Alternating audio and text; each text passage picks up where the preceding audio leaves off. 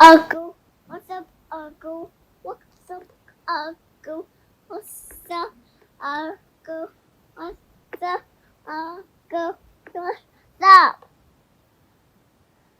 What's up, Uncle? What's up, Uncle? Uncle! Welcome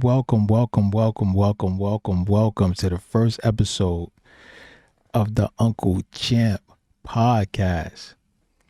Before I start, I gotta hit you with a disclaimer. If you can't think outside of the box, this ain't for you. If you can't think for yourself, this ain't for you. I'm here to teach, I'm here to learn, I'm here to listen, and I'm here to speak.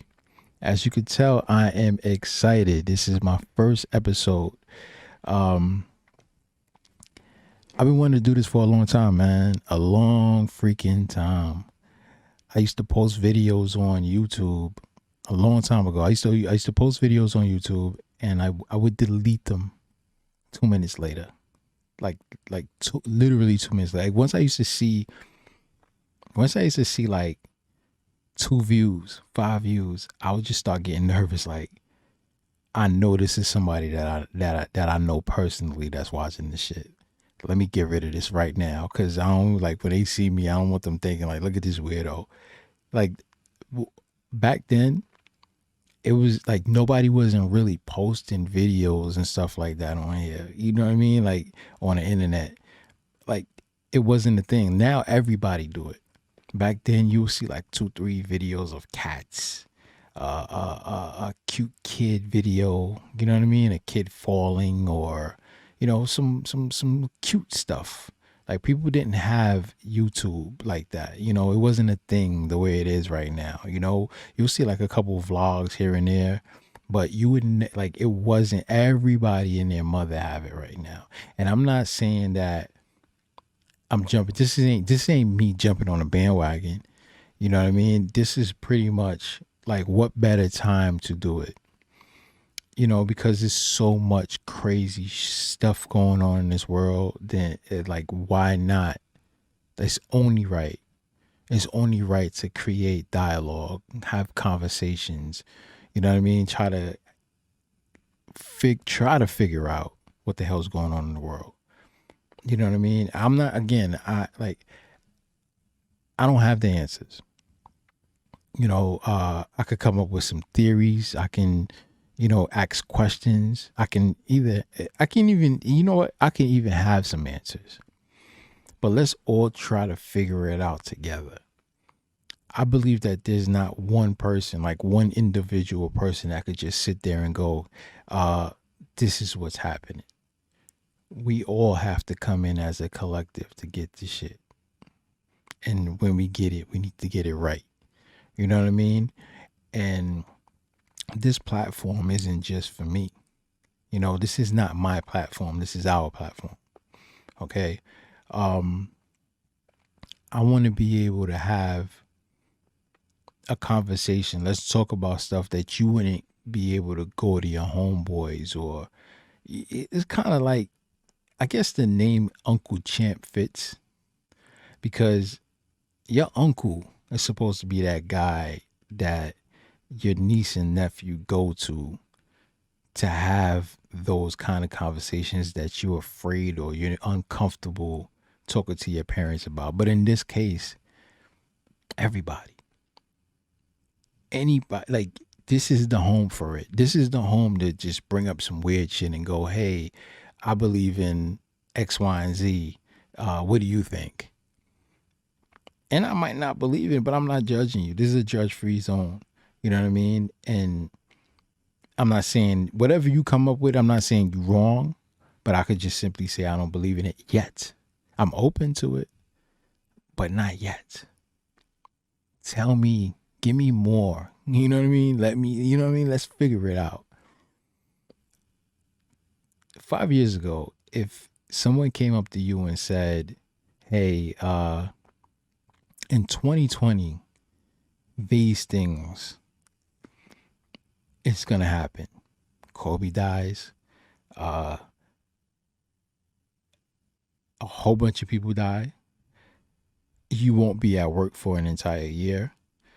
a cop puts his knee on a guy's neck for 9 minutes and he dies, the world starts rioting and looting, and so many other things occurred in 1 year. This is what's gonna happen. You might look at that person and think they're crazy or a liar, but guess what? Those things actually happened. You know what I mean? So that's why I had to start off with that disclaimer. Because if you can't think outside of the box, bro, at this time, after all the things that happen in front of you, if you have not got it yet, you're in the way. You're in the way. This is not for you. Like, we'll get to you when it's that time, but right now, we have to figure this out. You know what I'm saying? So here we are. Let me tell you something. One of the hardest things for me to do was come up with this episode. The reason why is because I got so much shit to talk about, so much stuff to talk about. I didn't know where to start. Like, with all the things that I want to talk to the world about, it's going to take me, it will be days worth of, and I think my computer will crash. You know what I'm saying? So I got to split this shit up. And I couldn't think of what would my first conversation be. So I had to sit back and ask myself, before you decided to create this platform, what were you online looking for? What were you on the internet looking for? Especially on YouTube. And it took me back to September. The things that I was searching for. And I know, like, we're a couple minutes in and I haven't got to the actual topic at hand. You know what I mean? Because I know you guys are here for diabetes, but that's what took me to September. And before I get to September, I got to bring you back 2 years prior. In 2018, I was going through some real tough times. I went through something very bad. Like, I was in a dark space. I was rock bottom. I was going through some family issues. Now, during that healing process, I decided I need to start making changes in my life. And one of the changes was me actually changing positions at my job. I just needed, everything had to be changed. I needed a new me. I changed positions at my job. And another thing that I decided to do was get out of my shell when it comes to dating, because I never was the guy to date. I never was the guy to just approach a female. You know what I mean? Not to say that I never had one. I'm just saying the dating scene, the girlfriend boyfriend thing. Like, I never, like, the club. I was always in a club. It's easy to meet a girl in the club because you ain't really even having a conversation. You just running. You know what I'm saying? Like, you just having a drink or you're dancing and it's loud music. And I loved the club scene, but I hated the club life because there was nothing real about it. You know what I mean? And people used to always tell me, you're not going to find what you're looking for in a club. And no disrespect to any female that I met in the club, but let's be real. Like, at the time when they were saying it to me, like, I was like, yeah, whatever. You know what I'm saying? Like, these are the same girls that you meet. They're still people at the end of the day. But to be honest with you, this is not a place you want to find your Lisa McDowell. You know what I mean? Like, it's not it. And I spent a lot of time in the club. I guess that's one of the reasons why I didn't never approach a female. Like, but if I was to ever like hook up with a girl like outside of the club, it would be like a mutual thing. It would never be me running up and, you know, spitting game and all that. Like, that was never my thing. So I wanted that change, and I did. I met somebody 2019. So I went through the whole 2019, my new position, but I didn't meet nobody. I haven't met that girl yet until the end of that year. And it was cool. I was dating, doing stuff that I don't normally do, and it was fun. I was happy. You know, I didn't even look back at 2018. I was happy. I was up here on cloud nine. You know what I'm saying? I tried to explain to the girl how happy I was, not because of her. I didn't tell her that, but more so the space that I was in before compared to now is just a totally. Then I appreciate my experience with you. You know what I mean? It didn't work out. And because it didn't work out, it made me feel like I just took like a whole bunch of steps back. It felt like I was right back to where I started. I was miserable. Why me? Boo hoo. Why me? Why me? And guys, I really need you to, because I'm taking you somewhere with this. And this was the end of 2019 going into 2020. Still going through this back and forth with homegirl. And I made another decision. And that was to go to the gym. So I started in the gym, but it wasn't for me. I was going for the wrong reasons. I was going to get her. I wanted her back. So I wanted to start looking good. I wanted to look better. Start going to the gym, eating it right, doing this, that, and the third. It wasn't for me. And the guy, and ladies and gentlemen, let me tell you something, man. And I'm pretty sure there's a bunch of people that did this shit. Go to the gym for you. You know what I mean? Not for the world. Do it for you. Do it because you want to live longer. Do it because you want to look better. You know what I mean? You want to feel better. Your confidence is all the way up. Like, don't go for anybody else. The hell with them. But anyway, I was going hard for a good 3 weeks. It was so crazy that, like, I was doing so much research.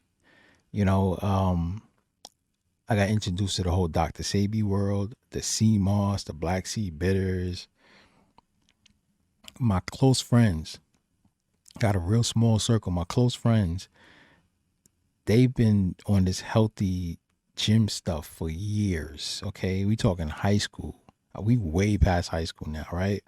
Like, one of my friends was actually a track coach, so that's how much, like, gym. That's how they've been in, like, they do their thing when it comes to this gym shit. That I was putting them onto the CMOS world. So them 3 weeks I went hard. The reason why I'm mentioning 3 weeks is because on the third week we got introduced to this. The world got shut down pretty much. I'm trying not to use that. I'm trying not to say what it is, because we'll talk about that later. But anyway, the world got shut down. So much uncertainty. You don't know when the next check coming in. You don't know when you're going back to work. You going online. You hearing so much different theories.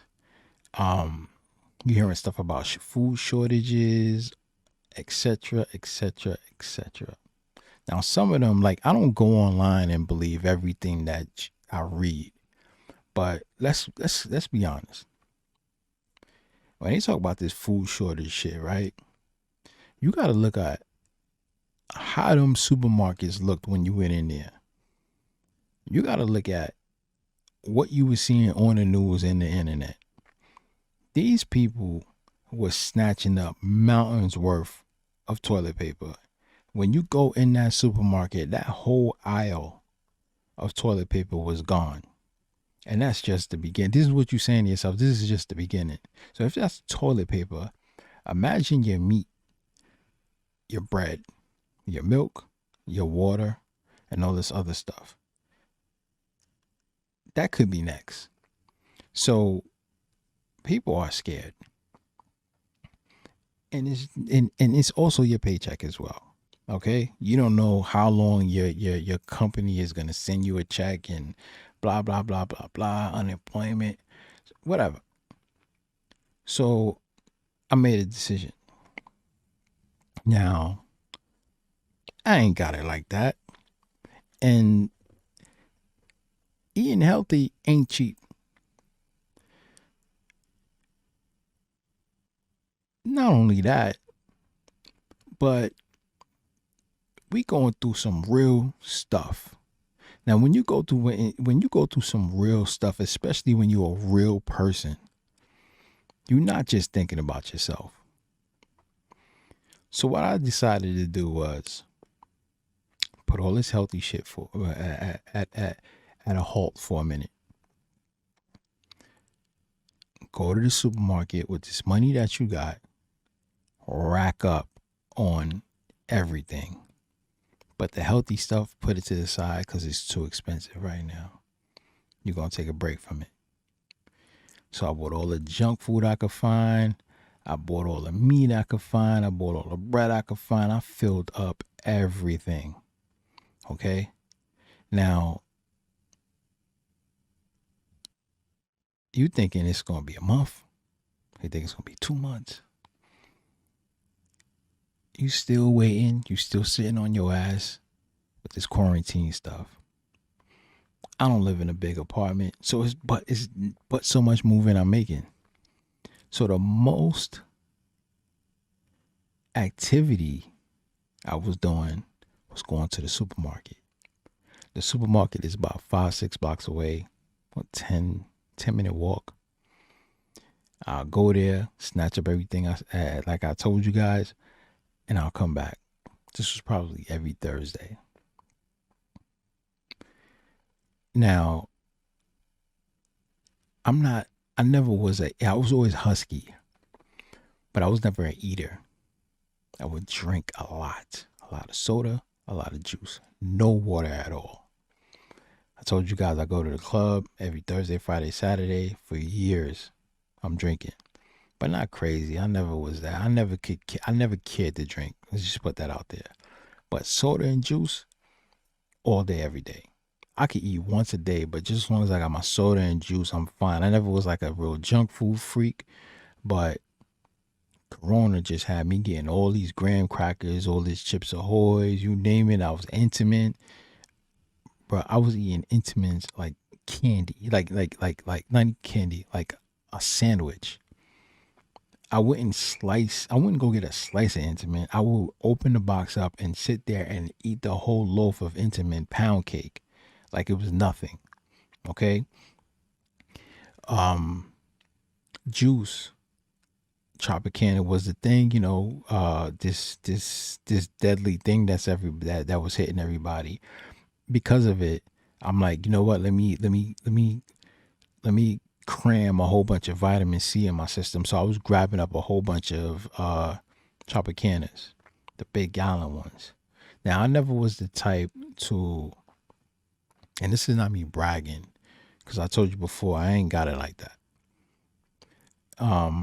I was never the type to go to the supermarket and go look at deals and grab coupons and all this other stuff. If I want something, I grab it, I go, and I'm out of here. That's what I was doing with the Tropicanas. But then one day I realized, and correct me if I'm wrong, guys, but for some reason it felt like the price of Tropicana went up during this whole, because I remember buying 3 gallons of Tropicana and it came up to $30-something. When I realized that, I said, nah, I got to stop doing this. So then I started to look at prices. I was in the supermarket so much that, because it became, going to the supermarket became going out for me. Okay? Which is pathetic, but whatever. So now I'm in there. I started looking at what was good things to buy, like when it came to saving. I looked, the Tropicana was in front of me, and on the left of me was Twister 4 for $5. What? More juice? And it's cheap? Throwing it in the cart. My cart got bigger. It was hard for me to bring stuff back to the crib. Drinking. It got so bad that I went online and on Amazon and got me a big 40-ounce water bottle, filling it up with Twister. A carton of Twister didn't last for no more than an hour because I killed it all by myself. Any flavor, you name it, I had it. Summertime comes now, it's hotter than a mother. I'm still doing the same routine. No working out. The most working that I'm doing is my fingers on the internet, looking up a whole bunch of stuff and PlayStation. That's all I'm doing. Okay. I'm feeling down. I'm feeling lousy because I'm afraid of things that's you got family members. You don't want them to die from something you can't control. You know what I mean? Like, so I'm trying to protect my family, and I'm eating like a mother. So summertime comes. It's hot.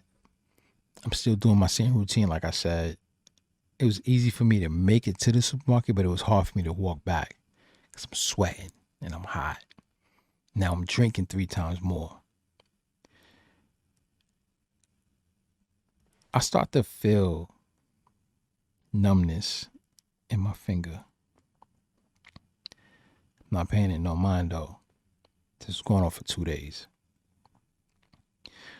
Then I start feeling it on my next finger. I'm not paying any mind. And I'm hot. So now I'm sleeping with the AC on and I'm waking up with like the only dry mouth. As soon as I wake up, I'm downing whatever's in front of me. I'm drinking more than I ever drank before in my life.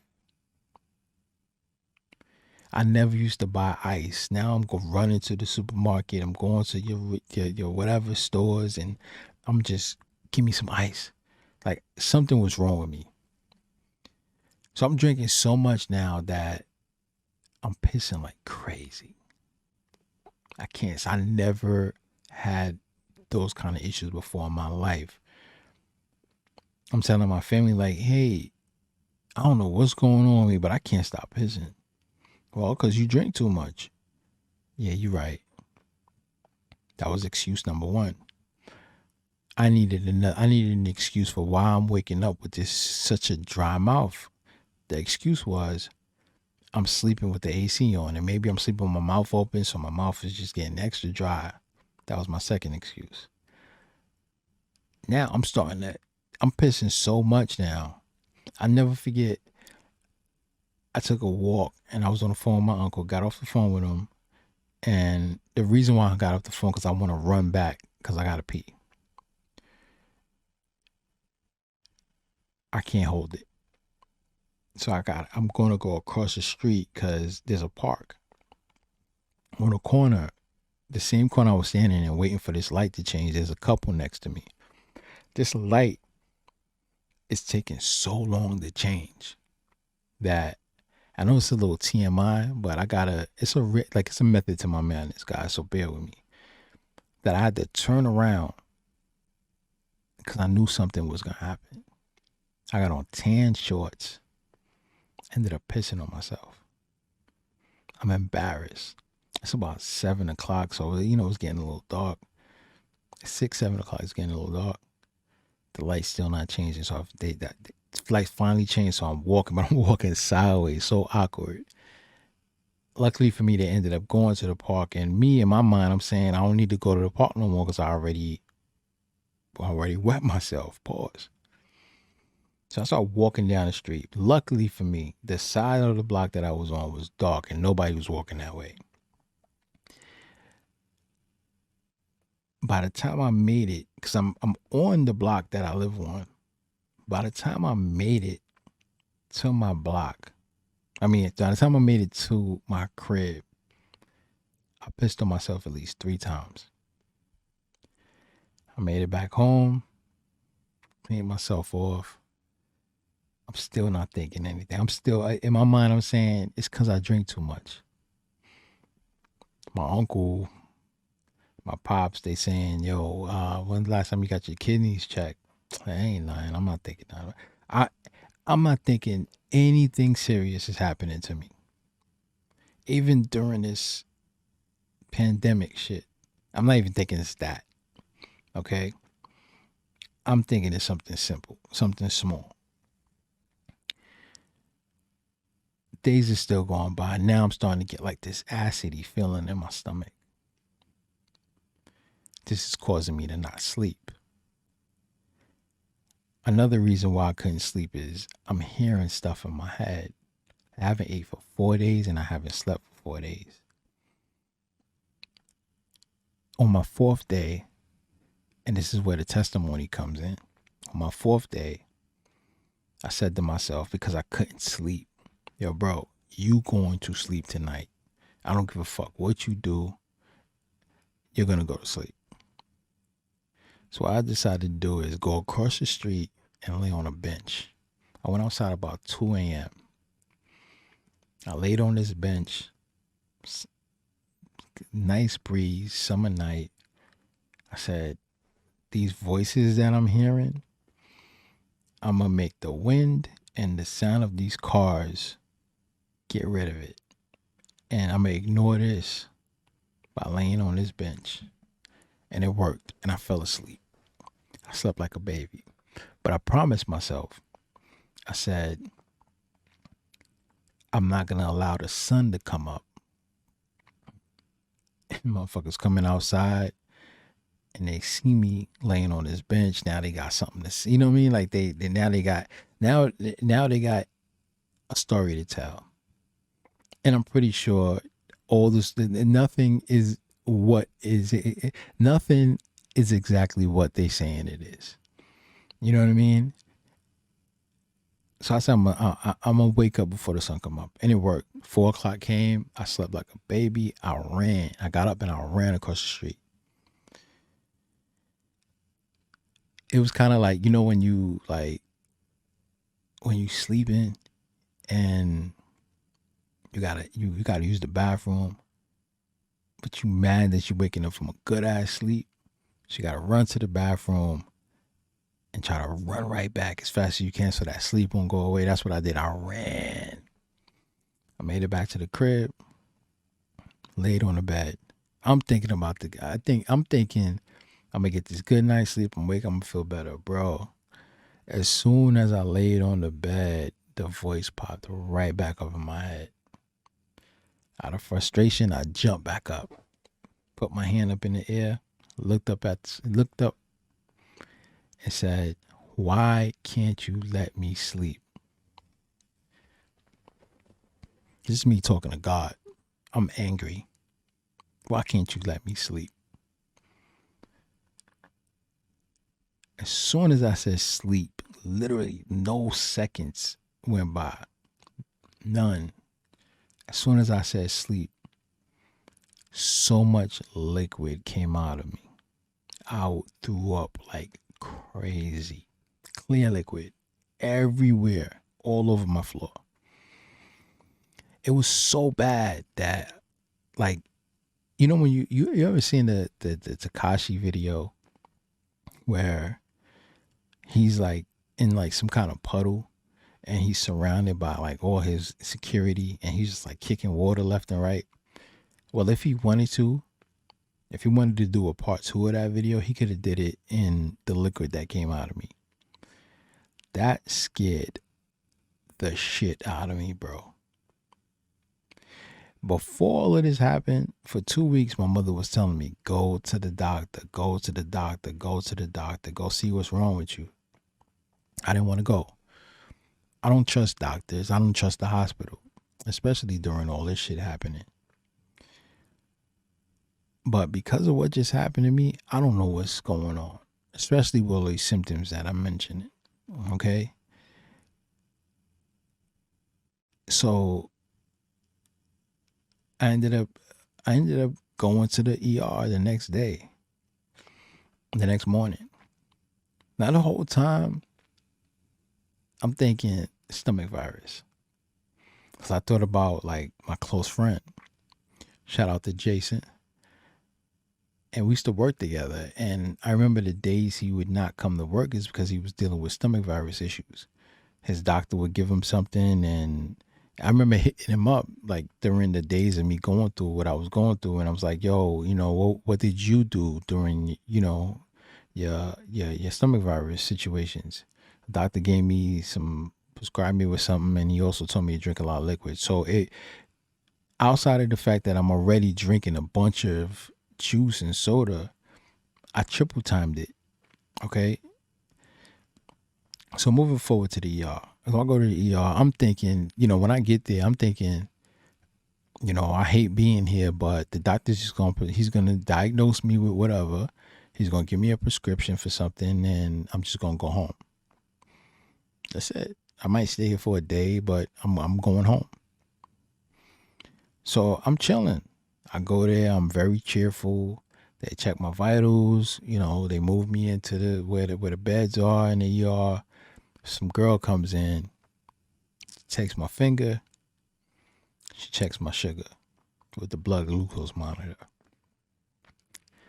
First time, nobody ever did this to me. First time, I'm not someone, I don't like going, I don't go to the doctor. It's not my thing. She checks my sugar. My shit is 583. When she read those numbers, my mother's like standing behind me. The girl looks up and she's like, yo, she asked me, which is weird. She asked me, she said, are you diabetic? I'm like, no. It's like, do you have family members who's diabetic? Like, yeah, my pops.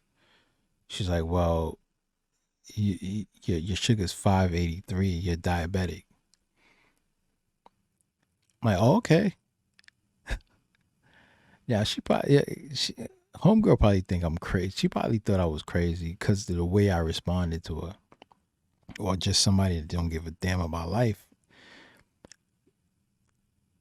But my mother, like, I felt the energy, like, oh my God. So homegirl goes off. My mother calls my aunt from Boston. They on the phone talking. My aunt, she passed my mom passed me the phone to speak to my aunt. She's crying. You're gonna be okay. Don't worry. Don't worry. You're gonna be, God's on your side. Blah blah blah blah blah. And I'm responding real chill. Now my family, they know me. They know how much like I'm a crybaby. I'll stress. I'll do this. I'll do that. I'll just think the worst. But I was chill because I don't know what's going on. Like I don't know nothing about diabetes. Okay, nothing at all.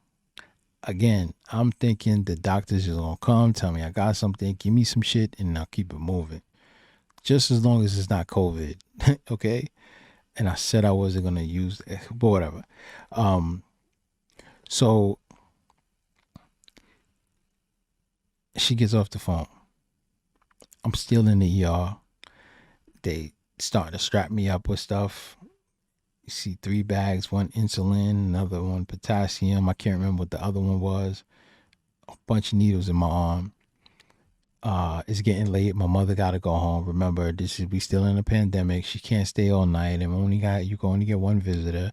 So I'm sitting in this bed. I'm like, okay, I'm gonna sleep here. Next day, I'm out of here. I got my laptop. We all good. That was the case. All the nurses coming in, they thought I was the coolest person in the world because I was nice to everybody, cracking jokes, whatever. They like, yo, you in such good spirit. I'm like, yeah, I'm gonna feel better. The doctor's gonna give me what I want, and I'm going home. They move after 2 days of me. Remember, listen to me. 2 days of me sitting on this one bed in the emergency room. No food. I can't move. And I'm pissing in a container. And I'm eating nothing for 2 straight days. I'm eating ice chips for 2 days straight. They finally bring me up to a room. I meet the nurse. She asked me how much I weigh. I don't know. She checks me. I'm 260 pounds. I'm 260 pounds. I'm in shock. I'm 260 pounds? Yeah. She's Haitian, so she starts speaking Creole to me. she's telling me how, people of our culture, we like to, we're so used to eating a particular way. We need to stop doing that. I tried to, this is her telling me that she tried to tell her mother this all the time. We gotta stop eating this kind of brown rice that us West Indians like to eat. You know, fried chicken and all this other stuff. And I'm like, yeah. So as she's telling me this, in my mind, I'm like, okay, this is what I gotta stop doing. That's fine. I'm still on chill mode. I got my laptop. I'm gonna watch the playoffs. Shout out to the Celtics. And before you know it, I'm on my way home. My mood starts to change because guess what? I'm in here. I'm on my third day here. I'm not getting good sleep. Every time my eyes are closed to finally get some sleep, there's a nurse or whatever you want to call them is coming in with a little trolley, either checking my blood sugar, checking my blood pressure, or giving me medication, giving me insulin, giving me whatever. If it's not them, in the morning time, it's a herd of doctors coming in, checking me out. I felt like a lab rat. In my room, it's just me and this other guy. The other guy was a big dude. He's laying there with a fish tank. Why did I just say fish tank? With an air tank.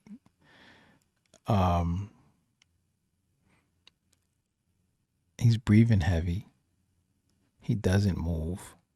And all he's doing is listening to music. That was strike one for me. Because I found out that this guy was diabetic. And the doctors were coming in for him. They was checking on his feet. From the conversations that I heard, he had some things amputated. The bathroom was like literally next to his bed, in front of his bed. So I would have to see him when I go use the bathroom. He would look dead to the world. There'd be moments like you'll hear him on the phone, but most of the time he's knocked out.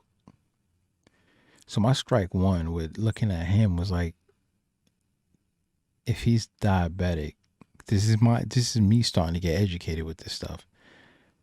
Chances are that could be me. So now the fear starting to come in that this shit is no joke. What started to make it worse is my first couple of weeks outside of the Haitian girl that I met, none of those nurses they didn't really have too much conversation with me until this one older lady came in.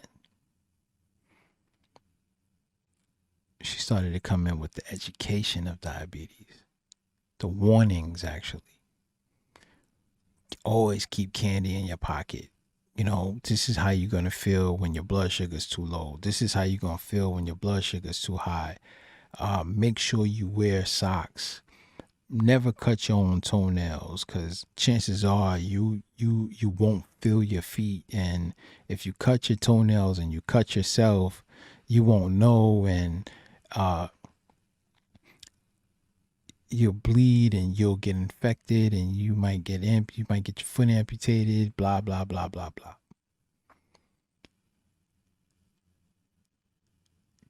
She scared the shit out of me. This is time for me to start taking this seriously. What did you just say? Not only did she scare the shit out of me, but she broke my heart. And the reason being is because this entire 2020, I spent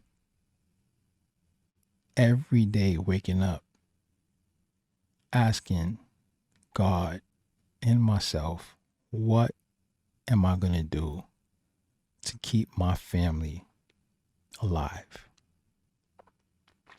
And I did everything that I could possibly do.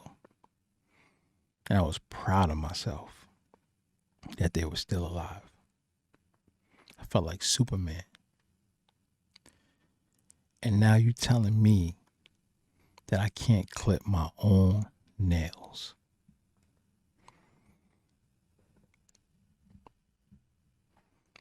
I kept these people from being, I kept them, I tried my hardest to keep them from going into the hospital. I went above and beyond, you know, and now I'm the one in the hospital. You telling me I can't cut my nails? Somebody got to clip my nails for me? You telling me that I got to carry around a piece of candy just in case I feel like I got to pass out? What am I going to do when it's time to go back to work? What am I going to do when I'm on a train, on a bus, around a bunch of people I don't know, and I pass out because I don't got no candy or apple juice or orange juice around me? What am I going to do? How can I protect my loved ones when some crazy person comes around and they try to get physical with my family members? What am I going to do? How can I wake up in the morning and say I'm going to have a good day knowing that chances are that my blood sugar might be low? I might get sick. This is the things that I'm thinking because this woman warned me about all these things. You got to take this needle. You got to put this needle in you twice a day. Be careful what you eat because your blood sugar might be high. You don't want to end up back in this hospital again. All these things this woman is saying to me. I got to add that on to the list of worries that I already have. Is my parents going to make it through this shit? What about my sister? What about my nephew? What about my grandmother? What about my friends? Are they going to make it? Now I got to worry about me, my feet.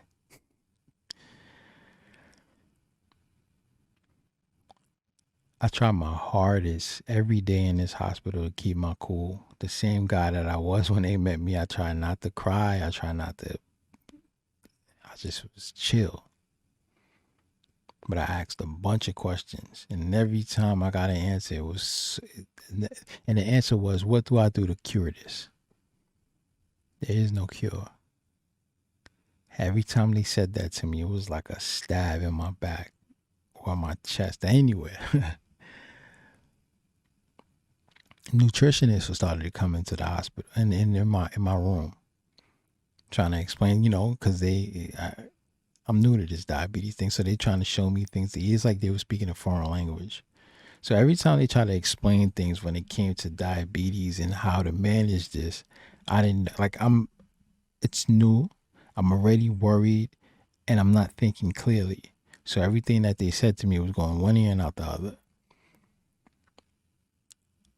And his warnings, like I said, was scaring the crap out of me. My endocrinologist one day, she came in and my mother was sitting next to me and we were asking her straight up, this time around, she only came alone. So she came to check up on me and me and my mom was asking her straight up questions like, yo, what do we do? My mother said to her, hey, he's been worrying a lot. He's stressing himself out. Can you speak to him? I told her what my worries were, what my concerns were. All these doctors coming in saying that. She said, look, I have nothing to worry about. I'm your doctor. Don't listen to them. You listen to me. I could look at you. I could tell that all you need to do right now is lose weight. We don't know if you type 1 or type 2, but from the looks of this, you could be a type 2 diabetic. And you can lose some weight and you can heal. I looked at my mother looked at me. My mother looked at me to see if I believed this doctor. Because a lot of the times we listen to the negative shit and not the positive. So a part of me was kind of believing her, but another thing was like, yo, what if she's just saying that because my mother told her that I was stressing? So then we went from speaking about that to nutrition. Hey, the nutritionist kept coming in because she asked me, she's like, did you speak to the nutrition? Yeah, but they not, everything they're saying to me doesn't make any sense. She said, trust me, I get it. This is what you do. She made it so simple. I met with like 4 or 5 nutritionists. This endocrinologist, so however you say it, made it so simple for me. She said, this is what you do. She took a white piece of paper, she drew a circle. She said, this half of your plate is going to be greens. This part right here is going to be your starch. This part right here is going to be your meat. You're going to have this amount of meat, the size of your hands. And you're fine. And you're going to be okay. Don't stress yourself out. I said, that simple? She said, yeah, that simple. I looked at my mother and I had a smile on my face. Because everything the other people came in and said to me was so complex. I kid you not. Okay? They was talking to me like I was in their class with them for fucking 7 years studying this medical stuff. I didn't know what they was talking about. I'm in this hospital for about a week. What really had me in limbo outside of this one nurse that kept warning me, telling me all sorts of crazy stuff about diabetes and all this stuff, was the guy I was staying with. This dude, if it was as if this guy was comfortable with being in the hospital. He knew what time the food was coming in. He knew every day they had jerk chicken. He had his own phone. He was chilling. It was like this man was a resident. And as I'm observing this guy, I'm saying to myself, that's going to be me. And it sucks because I haven't really lived my life yet. Okay, I haven't even had a real fucking girlfriend, for crying out loud. You know what I mean? I want kids one day. You know, my mother's still alive. I want her to have grandkids. Well, outside of, my nephew, but from me. You know what I mean? I want to know what my wife going to look like. I want my mother to be at my wedding. You know what I'm saying? Like, I want dope shit. I can't be this guy. And it was making me miserable. So I'm finally out the hospital, right? Before I even get to outside of the hospital, gotta let you guys know the doctor prescribed me with 45 units of insulin. Okay? And I finally make it home. I took the insulin in the morning. The nurse gave me the insulin before I left, which was in the morning. I ate my breakfast. I made it home about 1-ish, going on 2. And it's time for me to eat my lunch. Now, for those who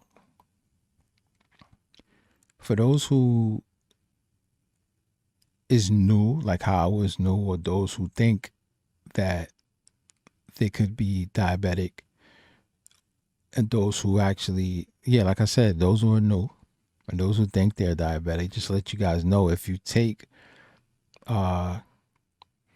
insulin in the morning, just make sure that you eat lunch, because if you don't, you could pass out. Okay, they say don't take insulin. You got to check your blood sugar before you take insulin. That's first and foremost. If your sugar is too low, don't take it, because it's going to drop your blood sugar even more. That's the purpose. Okay, so let's just say your blood sugar was 170, 180. You take insulin, it's going to drop it. So if you woke up in the morning and in the morning time, your blood sugar is, that's supposed to be your lowest. Okay, so if you wake, I'm just giving you a random number. If you wake up and your blood sugar is 80 or 75, don't take it. You take it, that shit gonna be, it might, I gotta stop cursing. If you take it, your blood sugar, if you're taking your blood sugar is what, 80, it's gonna drop to 70 something. And that's if you're lucky. So don't take the insulin. So moving forward, you gotta eat in the afternoon because your sugar is gonna drop even more. And if you wait until dinner time to get to eat, who knows what's gonna happen. So you got to be careful with that. So when I made it home, I checked my joint, but it was tough for me to do it because it was my first time. It's my first time ever checking my blood glucose. The nurses and the doctors was always doing it for me, so I didn't know what I was doing. And being home was a gift, and it felt like a gift and a curse for me because I was happy that I was home. But I was sad and scared because I didn't know what I was doing. So I'm like, damn, I was better off in the hospital because everybody was taking care of me. I didn't have to do shit. So now I'm on my own. So I'm nervous. I can't get this shit to work. I'm getting mad at my mom. And we finally got it to work, but my mother could see that I'm stressing. She goes into the kitchen to try to fix me something to eat. And I go in there, and before I even go in there, it hit me. Like, damn, I'm sitting here stressing myself out. But what about her? You know, she was coming to see me in this place every day. I'm her son. It don't matter how old you get. Like, that relationship ain't going nowhere. You still baby boy, and she's still mommy. Damn. I wonder how she feel. She's probably stressing. And I'm not helping it either because I'm bugging out because of this blood glucose stuff.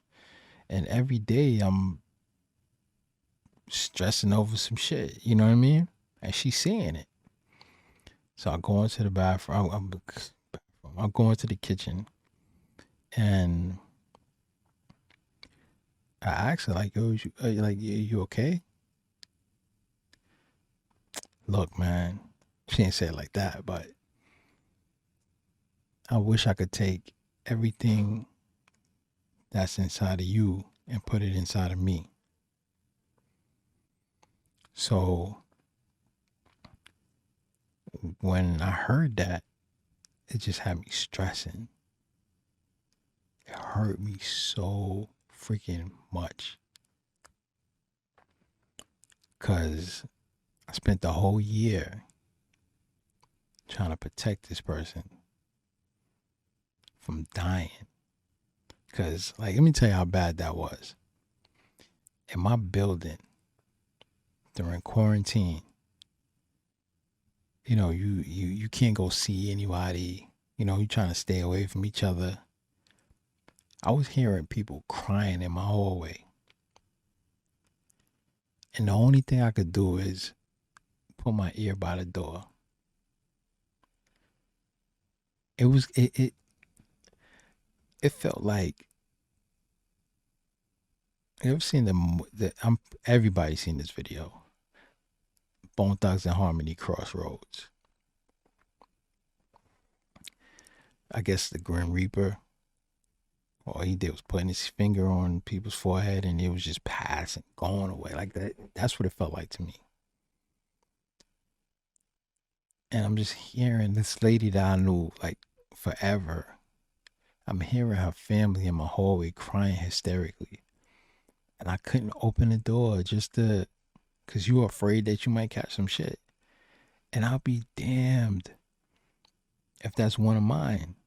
And to hear her tell me, I wish I could take this outside of you and put it inside of me, made me feel guilty. It brought me back to the many times they told me to go see the doctor, and I never did.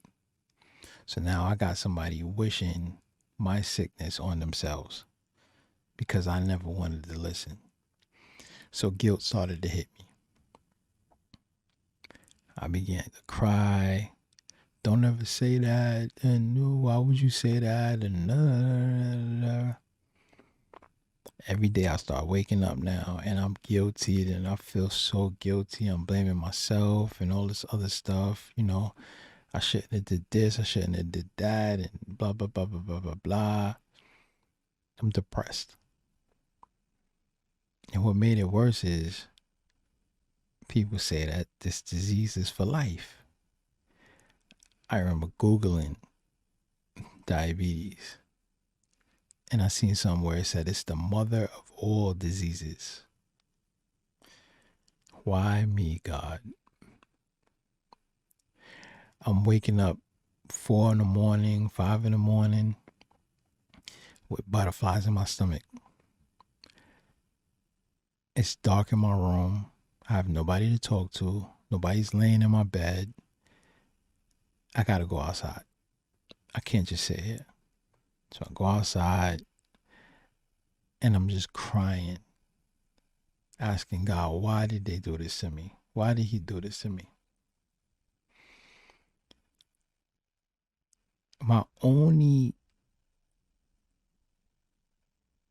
The only thing I had to look forward to was my nephew.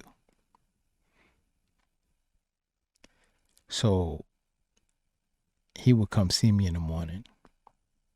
That's the only distraction that I had was my nephew. But that was a gift and a curse. Because every time I had fun with him, I began to cry. Not in front of him though. He's 3 years old. And I'm saying to myself, damn, I need him more than he needs me. How can I protect this kid? I was all torn up, bro. And what started to make me change is the fact that the more I cry, the more I'm hurting my mom. So I had to make a change. When I used to sit outside in front of my building, my neighbor's pops used to come down, who's also diabetic. He would say to me, yo, why you he gave me tough love, man. Why you out here? Listen, I keep telling you, stop thinking about this stuff all the time. Stop thinking it's going to make you sick. I'm telling you, it's going to make you sick. Listen, look at me. I'm older than you. I've been diabetic for X amount of time, and I don't think about this stuff. I don't even check my blood sugar. And when I do, and that's only when I go to the doctor, my blood sugar be so high that the number don't even come up on the meter. And look at me. I eat whatever I want. I'm living my life. Yo, that's the worst advice someone could ever give another person who's diabetic. But the overthinking part was one of the best things he could have possibly said to me. But that wasn't it. That helped me. What helped me was I finally got introduced to the term reversal and remission. I started Googling this. Even though it was the same answer all the time, I just kept Googling it over and over again. Then I made it to YouTube. I ran into a channel called I Beat Diabetes. It's with this guy. I'm assuming he was diagnosed with diabetes. He reversed it and he created he made a video that turned into a whole channel. He started interviewing a bunch of people just like him. All these people had a different story. They reversed it in their own way. One just didn't eat any more fruits. Another one just exercised his ass off. Another one never exercised and did a lot of fasting. Whatever, just everybody had their own story. And when I go out on my walks, because I never ran, because I was afraid due to the insulin, the 45 units 2 times a day. I'm new to this, so I didn't know exactly what to do. I'd be damned if I pass out in somebody park. So I used to walk. I was told 10,000 steps a day will do whatever. So I would like go on Google and check out the distance and how many steps it takes for me to get to, how many miles does it take for me to get 10 steps in. So if it was 3 miles, I would go online to see where is 3 miles from where I live. Take that walk, come back, put it on a piece of paper. But I didn't do it your normal way. What I did was I go on YouTube and listen to the iDiabetes channel and listen to these stories as I'm walking, and it made me happy. It was the total opposite of what I was doing before that, because I would speak to people who was diabetic. They'll tell me so many messed up stories, like, you know, their manhood, their the thing, their manhood, their Johnson, whatever you want to call it, don't work. It wasn't working. Or they lost a loved one, or somebody got their leg amputated before they died, and they, this person's blood sugar was really low, that they felt like they had to pass out at work, and all this crazy. I'm hearing all this shit, all this stuff, and that was making me fall down that hole of depression and worrying, and it didn't help me. What helped me was these videos. So if they could do it, I could do it. Some people say there's no such thing as reversal. There's no such thing as remission, whatever. But I wasn't trying to hear that, because I've seen too many videos of these people talking like this.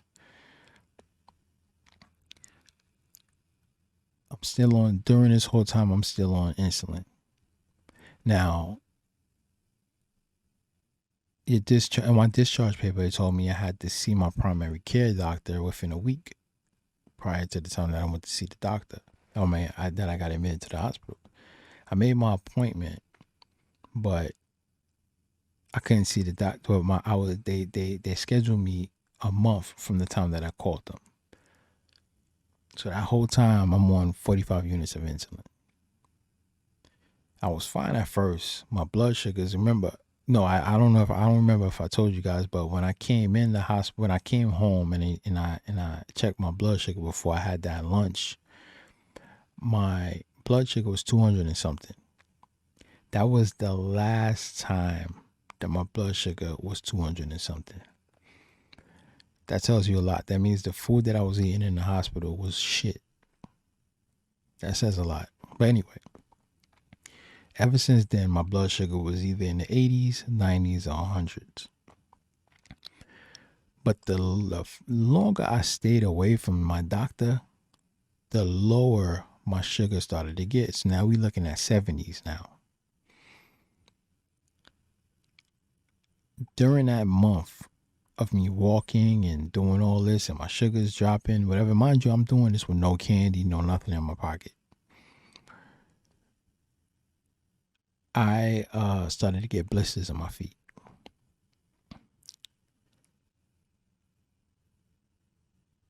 Made me more, so it brought me to little moments. I'm thinking positive, but what started to mess me up with these blisters, and then I ended up with an ingrown.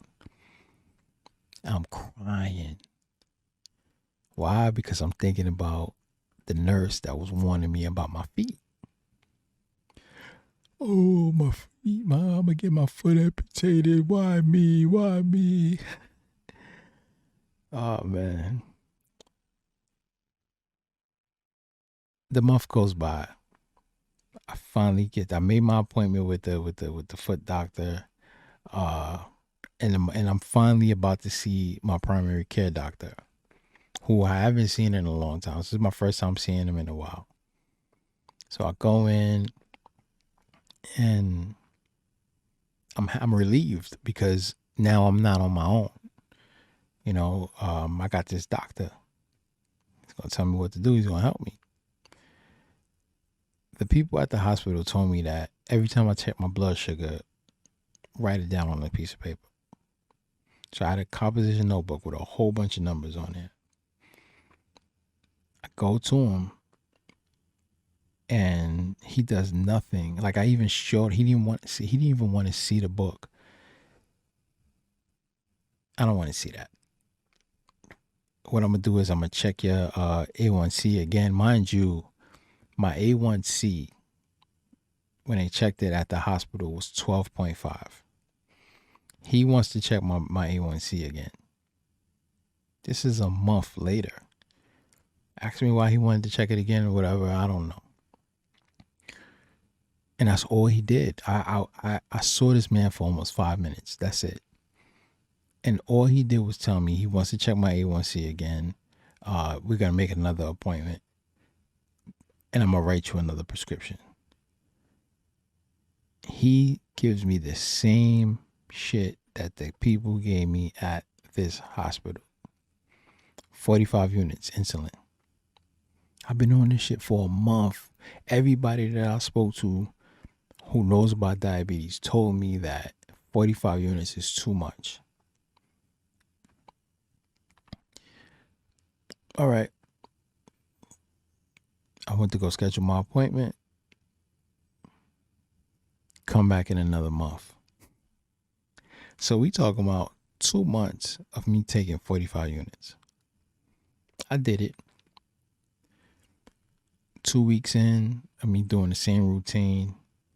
My sugars is looking in the 80s, in the 70s, and now it's dropping to 60. I'm scared. I don't know what to do.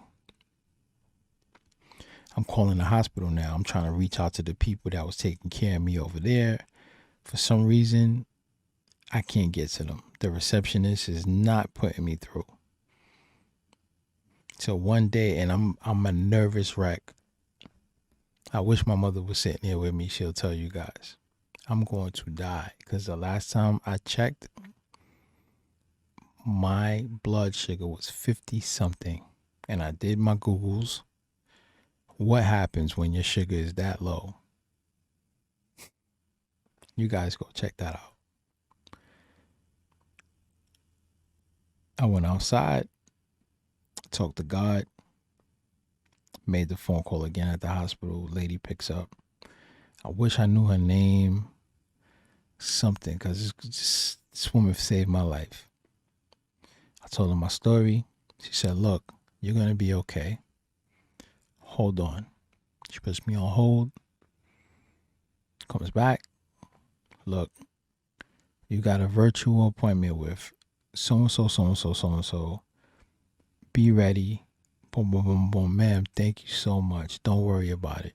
She's going to call you. She remembers you. She's going to call you. A week later, she calls me in virtual, told her story. She said, I'm so sorry all that had to happen to you. The reason why I gave you this much insulin is because I don't know you. This is the same lady that made the diagram. She said, I don't know you. I don't know what you're going to do when you go home. So I had to give you that much insulin.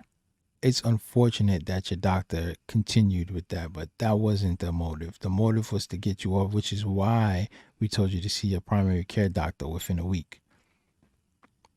Makes sense. This is what we're going to do. Continue to write down your blood sugar, and I'm going to call you next week. Wrote it down. Finally got a hold of her. You're doing good. Your body's producing insulin. This is what we're going to do. She dropped my insulin down to a couple more units. I'm going to call you next week. She kept the same routine. So I said to her, I said, look, I got an appointment with this guy in a month, but I don't want to see him. No, that's not what I said. I got an appointment with this guy in a month, but I also on the discharge papers I have to see. I want to see that the doctor that was outside of the endocrinologist, there was another lady. She was a doctor that took care of me as well. and I would like to see her. Okay, we'll schedule an appointment for you. She did. And something, I can't remember why I ended up calling the hospital, but I did. Or they called me about the appointment. And they told me, hey, in order for you to see her, you're going to have to call your insurance company and take that doctor, that primary care doctor, and make this person your primary doctor from now on. You can't have both. So at that time, I thought I had like a decision to make. My dumbass. I thought I had a decision to make. Like, take the person. It's between the person that almost killed you or the person that almost saved your life. It took me a day to figure. Like, my dumbass. It took me a day to figure this out. Okay. Boom. Went over to this one. The lady that saved my life. Finally got to see her. Did my blood. I physically, because all the endocrinologists, most of the time it was virtual meetings. So now I'm finally physically going to see the doctor that was seeing me when I was admitted at that hospital. But before I got to see her, I was supposed to do my blood work a week before. So I did my blood work. Finally got to see her. So my A1C went from 12.5 to 7.3. We're seeing progress. We're seeing progress. Doing a good job. I think at the time they took me off of insulin and started giving me metformin. We continue the same process. Keep doing what you're doing. Take this, da da da da. Check my A1C again. My A1C went from 7.3. It went from 12.5 to 7.3, then to 5.3. You're doing good. Okay, keep up the good work. 3 months later, did the same thing again. So that was 2 months ago. They checked my A1C again. It went from 5.3 to 5.1. That's the endocrinologist seeing me right now. I'm so happy for you. You reversed it. When she said it to me, I'm saying to myself, wow. All those videos that I looked at. And at the time, I mean, it sounded positive, but it just also didn't seem like I was able to do it. That I could do it, because I also had these demons. And I don't mean them literally, but sometimes they don't know what they're doing. You know what I mean? They mean well, but it's a demon activity that's happening with you because this is something that's causing you harm. And you don't need it around you. And I looked away from all of that and I looked at the bigger picture. And I was these guys. And helped me out. And I'm like, damn, I could be a guy that's on IB diabetes, because this is what I did. Now, you can have your own perspective, because everybody, like, if you look this shit up, like, some people will say this is for life, and some people say it's a permanent fix and all this other stuff, whatever. Bro, like my cousin said to me, do what you gotta do. Shout out to Carolyn. Do what you gotta do. Lower your A1C. Work out, eat different, change your lifestyle. Do what you gotta do, and don't look back. Don't claim it. Don't claim diabetes. Claim a good life. And this is what I'm doing right now. So it brings me back to September, the beginning of this conversation, where I said it was difficult for me to come up with what would be my first episode. And I asked myself that question that brought me to September.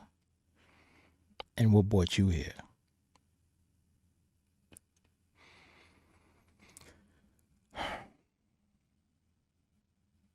If you're looking at this video, man, and you felt the way I felt,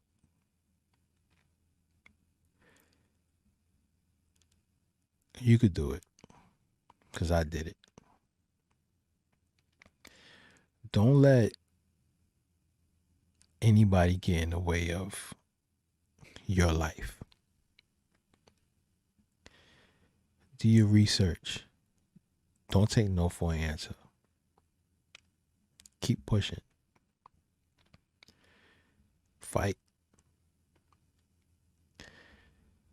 You can go to the doctor and they tell you you got 3 days to live.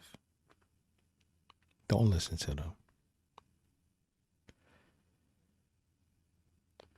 Go someplace else. Go online. Go look up what you could do. So you could live 2 more weeks. So you could live 4 more years. So you could live 10 more years. It's not their choice. They're not God. Okay? I said I wasn't going to get all there was so many moments that I was. But seriously, you're in control of this. You're in control of your own environment. That nurse told me I was 260 pounds. Right now I'm 215. Okay? If you look up A1C, because there's some people who think that they could be diabetic. They're afraid to go to the doctor to go check. And they looking up symptoms and all that. So you might have ended up here watching this video. Do what you gotta do. Simple. Change your life around. And if you have diabetes, look at it like this. Your body is just telling you enough's enough. It's time for a change. Yo, I kid you not. I feel the healthiest I've ever felt in my life. Today I was running around with my nephew. I couldn't have did that shit a couple months ago. I wasn't out of breath. Nothing. I look good. I look at myself at the mirror because now my habits are different. I'm working out. I'm seeing certain things on my body that I ain't never seen before. You know what I'm saying? It's a habit now. Like if I don't work out, I feel like I'm doing something wrong, and it's a good thing. The food, like people say, is hard. Let me tell you something. I don't miss juice. I never used to drink water. Now I drink water like crazy. I shouldn't be doing this, but shout out to Fiji water. You guys might owe me a check, but shout out to Fiji water. I drink it like crazy. Do I eat sweets? No, but what I do is I eat a lot of trail mix with the little yogurt thingy. I never liked it before, but now I like it. It's great. I don't eat it crazy. Fruits. Some people don't eat fruits. I do. I don't eat every fruit. I like for breakfast. I'll eat eggs, two eggs. I don't put no salt, no seasoning on there. A lot of berries and strawberries, blueberry, strawberry, raspberry. I put it in my little plate and eat it up. That's my dessert. Like fruits are my desserts. Not every fruit though. I would eat an apple. Sometimes a tangerine. I haven't ate a tangerine in a while. Dragon fruit. It's a thing called starfish. It's another name for it. I can't think. I wish I should have wrote that down, but it's like a starfish. You guys could look that up. It's actually really good for you. From what I read, it holds more vitamin C than an actual orange, and it tastes really good. I don't like kill a whole dragon fruit. Take a couple slices, whatever, call it a day. Peanuts. I eat a lot of peanuts. I told you guys how my plate looks. I eat, when it comes to meat, it'll be chicken breast, salmon, shrimp, I play it safe. Brown rice, the real brown rice, not the stuff that we, you go to West Indian store and the brown looking, this the real brown rice, which is cool and not too much, just like a little cup full, and that's really it. And you after a while you don't miss all the other stuff. Sometimes sometimes you do think about it, but is it worth it? Is it worth, like, seriously, is it worth it?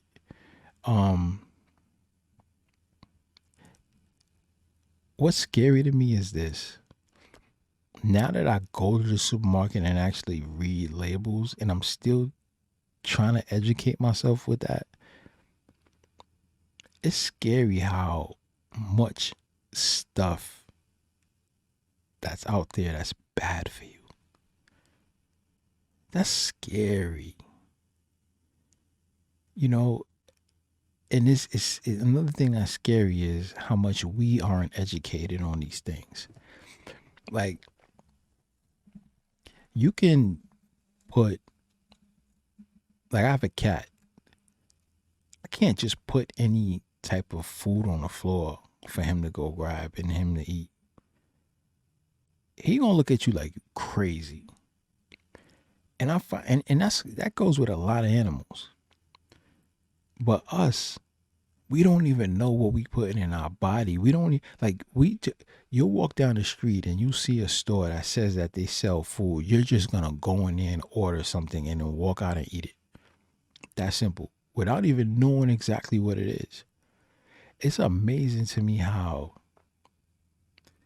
now the thing, and this is years later, I've been on this planet for so long, I never heard people really brag about, hey, they cook it in front of you. They make it from scratch. That's actually you give these people credit. That's kind of like it's kind of like that bugged out shit that people do when they be like, yo, I pay my own bills, I do this. These are things you're supposed to do. These are things that you're supposed to do. Like somebody cooking and going to a restaurant, like they make it like something special. These are things that are supposed to be done. Okay? But we're so accustomed to just not doing anything, just walking into a Chinese food restaurant and just ordering 4 chicken wings and fried rice and just going home and eating it. I remember back in the days, you go to a Chinese restaurant and there'll still be like little feathers or hair on the chicken wing, and we would still eat that shit. This is how bugged out we are as people. We don't know what's in these things and we still eat it, and then later on we're sick and we blame it on other people other than ourselves. My neighborhood, right, where I live at, and this is every hood. Before the gentrification, you walk to your corner store. This is what we call corner store in Brooklyn. You'll see your 40 ounce. You'll see a whole bunch of junk food, a bunch of bullshit. Now, because of this gentrification, oh yeah, in front of the store, you'll see ads of Old English, Newport, this, that, and the third. And now during this gentrification, you lucky to find a box of you lucky to find Newport. They used to sell you Lucy's. Ain't no Lucy's no more. Ain't no beer. Certain stores, a lot of stores that don't sell beer. All of this shit. Because of this gentrification, now these same stores that you grew up in, they don't have those ads. They have fruits and vegetables in front of them. But then you get mad and saying they only did it because white folks is coming in. Nah. The thing is, it's business. This is what they're asking for. We don't ask for that shit. You don't. When I go to the park, and this ain't about race. This is about waking up. When I go to certain locations to work out or whatever, I don't see a lot of people that look like me. Okay? And I get it because we're distracted by other things, right? And another thing that brought me to thinking positive is I wanted to start looking up stuff to give me something to look forward to. And one of the things was me trying to find like new technologies when it came to that medical world that could probably help me. Because remember, supposedly they say diabetes is for life, right? And I'm doing my research to find stuff that hopefully one day I don't have to ever look back at this shit. And during my research with this, because I'm in my mind, and I still feel this way, that this 2020 stuff is going to be a big transition happening. Okay. I believe this in the bottom of my heart. And I'm looking at this. I'm looking for technology that's gonna change the world, because it's gonna happen. And as I'm looking for it, I ran into this thing called Tesla biohealing. And the reason why I ran into Tesla biohealing is because I heard a lot of talks as I'm doing my research. Even before I got sick, I was doing my research on what is going to happen. I'm trying to figure out what the hell's going on with the world. I ran into this thing, a lot of conversation about this thing called med beds. I'm not saying it's a real thing. I'm not saying it's not. I'm just saying I read it. Nikola Tesla, all this dope stuff, and I did my research on Nikola Tesla, and the guy's amazing.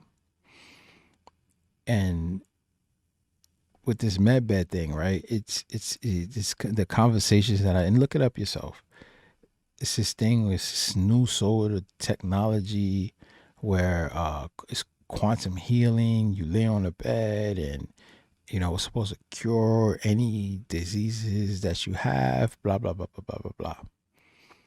Now, again, I'm not saying it's real. I'm not saying it's fake. Who am I? I wish it's real. I hope it's real. So I just kept looking it up with an open mind. So I ran into the Tesla biohealing thing. It messed me up, because I'm like, wait. So it's a positive. This thing can really be a thing. Like, it could be true. So I go on this website, and I see, first thing you see, and you guys look it up. First thing you see is a bed.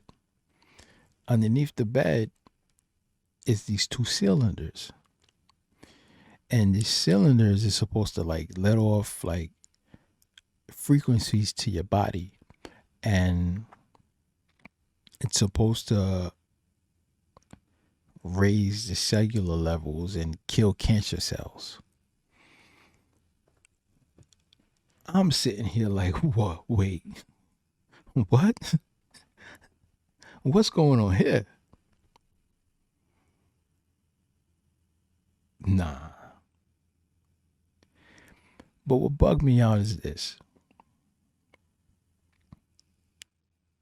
This goes back to like how we don't ask questions, and the corner store and all that stuff I was just talking about. It falls into the same category. Why you don't know about that?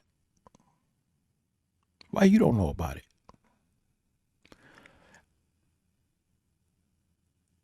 And when I say that, I don't mean it as an individual, because it's okay for you not to know everything.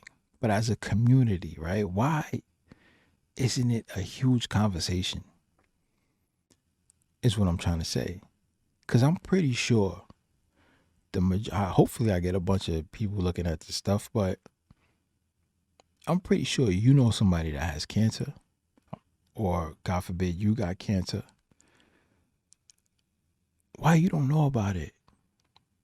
Again, it goes back to me saying If your doctor says you got 3 days to live, go find another way. If your mother has cancer and they telling you there's no way to cure it, go to another doctor or keep doing your research. Why we don't know about this shit? But yet, somebody putting glue in their hair is a big thing that we're going to talk about for days. But a thing where you lay on your bed and you lay on this bed and it's supposed to like cure you for certain things, we don't know about it. That's insane to me, bro. That's kind of like you and I going on vacation and it's boring as fuck. And we just sitting there. I'm counting on you to show me around, but you a corn. You a lame. And I'm counting on like you. Like I just spent my money on a plane ticket. I spent my money on a hotel room, clothes and food and all this other stuff. And I'm counting on you to show me a good time. And you not doing nothing. Meanwhile, we don't know nothing about this banging ass club that's down the street. You can't take back time. You can't take back time. You don't get that back. So I just spent my whole vacation. I'm going home and I ain't got nothing to offer for it. So this whole time you counting on Dr. Z, but there's a whole website that's telling you that they could cure you from cancer. Why you don't know about it, bro? Why is Jada Pickett and August Alsina more important than you trying to figure out how to fix yourself or somebody around you? Come on, man. If you can't think for yourself, this ain't for you. If you can't think outside of the box, this ain't for you.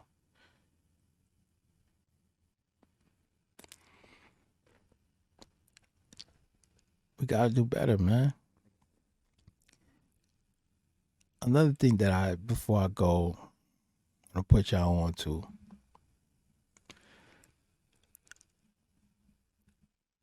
After I got off the metformin, I decided I started to continue with my research. You know, what I could take to make me feel better. Because my advice to you guys, I'm not telling you to not listen to your doctor. Listen to them. They're professionals. They know something, better than me because I ain't no doctor.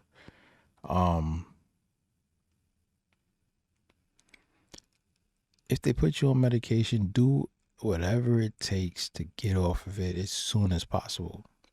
Kind of like I did with the metformin. Because I'm hearing, there's some side effects. It can mess up your kidneys, blah, blah, blah, blah. So I just did what I had to do. I did my research on what I can take. No drugs. I'm not a fan of drugs. And it's brought me back to DR.SEBI. One of the first things I purchased, and I'm talking to diabetics, was a thing called Bromad Plus, which has CMOS and Bladderwrack in it. Look it up, because I've been on here for a while. Another thing, I took that for a minute, and then I ended up getting this thing called BioFero. Boosts your iron. It also cleans your blood. I finished the whole capsule. I finished the whole thing. I called up the DR.SEBI office to find out if I can continue with it, because in the BioFero, there's a thing called Yellow Doc that's inside of it. And from what I read, you can't take too much of it. Could kill you. I called up DR.SEBI's office and spoke to a young lady. Shout out to Tatiana if you're seeing this. Very nice lady, very informative, very patient with me because I had asked her like a million questions. She told me don't take it anymore. Pretty much you take it to help you with whatever problem you dealing with. Once it's corrected, you leave it alone. but she offered me a thing called green food. I'm still taking it. This is the second time I purchased it, and it's like a universal thing. Like it does everything for you. You can continue to have it, and that also helped me lower my A1C. And it's great. And I advise anybody to take it. You know, I stand by their products. The interesting thing with DR.SEBI is this. We know about DR.SEBI because our entertainers told us about it. And that's another thing when it comes to us.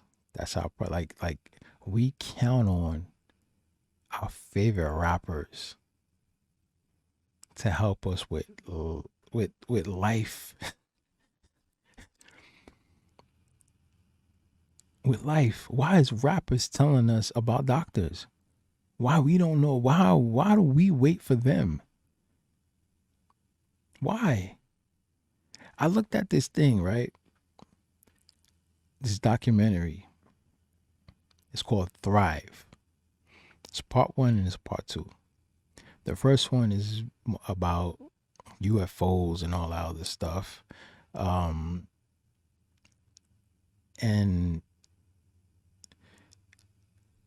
how we're suppressed. You know what I mean? Like the government keep things from us. That's their thing. Thrive 1 and Thrive 2 is pretty much the thing about like suppression. The second part is more about doctors, inventors and everything else. And what blew my mind is they showed a couple of doctors on this documentary. They're no different from DR.SEBI. So what I'm trying to say is there's many DR.SEBIs in this world. It's just we know about DR.SEBI because Left Eye and Nipsey Hussle.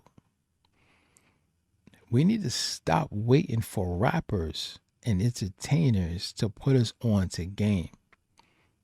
That's our big. And when I say that, I'm not just talking about black folk. I'm speaking about this culture. Because whether you like it or not, this culture is bigger than just black folk these days. You know what I mean? Like hip hop is a world thing. And you cannot change that. Okay? And in order to change the world, you have to accept that it's bigger than this. And that's a whole different video. Let's just educate ourselves. This is me introducing myself to you.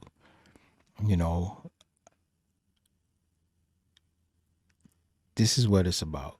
Let's talk, let's build, let's do what we gotta do to get to where we need to get, because I believe it's way more to us than we think it is. Okay? I didn't went from a dude who almost died. I could have been in a diabetic coma. I could have did so. And I also, just being in the hospital, I could have been. The motherfuckers. I said I wasn't gonna curse. People were dying in them hospitals.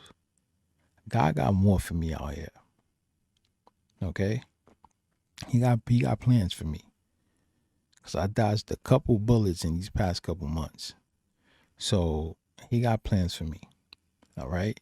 And if you watching this and you alive to watch this, He got plans for you too. Okay? So let's see what it's hitting for. Okay? I'm gonna end this off.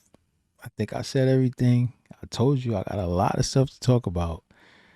And for those who was in the research of diabetes, my purpose was simply this.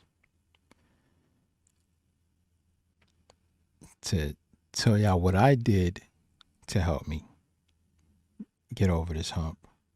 You see this right here? Apple Watch. I told you guys I walked a lot and I wrote those down on a piece of paper. This is the best thing that ever happened to me. This Apple Watch changed my life. It made working out turned into like a little game. From counting your steps, counting how many calories you burn, how many minutes you worked out a day, you get a little awards, whatever. This is your little friend. I enjoy this. I appreciate this.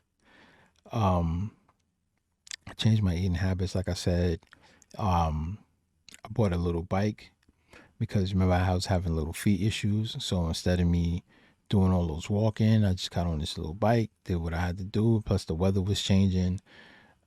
So I stayed home. Plus the gym wasn't there. I got some weights here. So I didn't start lifting weights till later because my goal was to drop my 260 to 215. And once I made it to 215, I started lifting weights. I've been keeping it at a steady pace. And one of my biggest fears is, I'll tell you what my fear is. The world is still a little bit closed. I'm in fear that, if I go on a date, then I'm scared of eating something that I'm not supposed to eat. We go out to eat, some bullshit, fuck up my whole thing. I'm afraid, my friends like to party, go out, have a couple drinks. I haven't experienced that life yet. Other than that, I'm fine. You're gonna be fine. Don't stress yourself out because it's gonna make you sick. For those who are diabetic and been diabetic, I'll tell you this. When you live, it's not just you.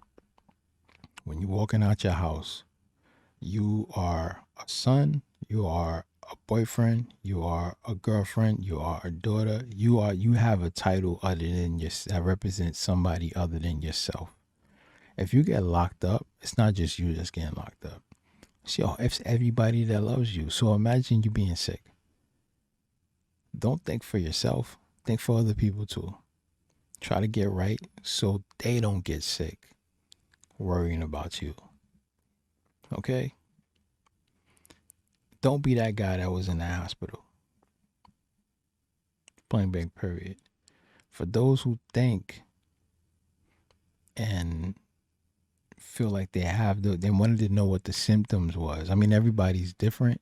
I told you what that was.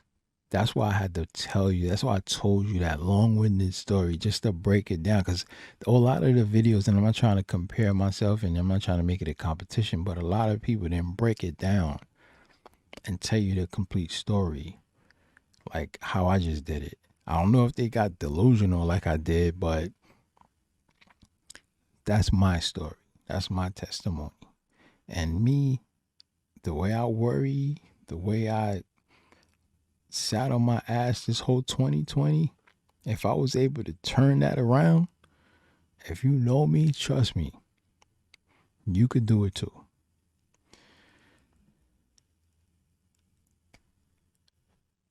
I never thought I'll see the day of me saying this, but hit the like, leave me a comment, subscribe. I love to hear from you. All positive thoughts, all positive energy. And one last thing. If you guys got any information on technology, like new technology, like let me know, because I want to know what's going on, man. What everything is, what's about to happen. Put me on the game. You know what I mean? Anybody got more information on Tesla? Because I want to get into that as well. Holla at me. Let's build, man. It's your boy Uncle Champ. I'm signing off. Peace.